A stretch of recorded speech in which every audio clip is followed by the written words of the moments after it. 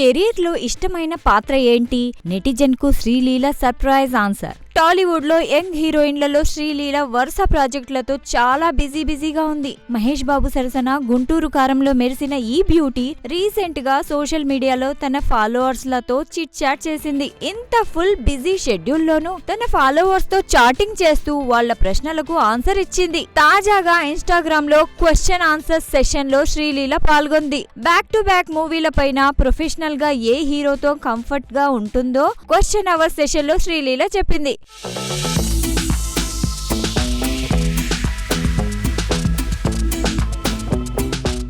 ఈ సెషన్ లో ఓ అభిమాని శ్రీలీలను ఇంట్రెస్టింగ్ క్వశ్చన్ అడిగాడు. కెరీర్ లో ఇప్పటి వరకు మీరు పోషించిన క్యారెక్టర్లలో మీకు ఎక్కువ ఇష్టమైనది ఏదని అడిగాడు. ఈ ప్రశ్నకు శ్రీలీల మూవీ పేరు చెప్పకుండా ముఖంపై గాయమైన ఓ మూవీలోని స్టిల్ ను షేర్ చేస్తూ ఊహించండి అంది. ఇంకేంటి మరి ఫోటో రూపంలో హింట్ ఇచ్చేయడంతో ఈ స్టిల్ భగవత్ కేసరి సినిమాలోనిదంటూ అప్పుడే క్లారిటీకి వచ్చేశారు మూవీ లవర్స్.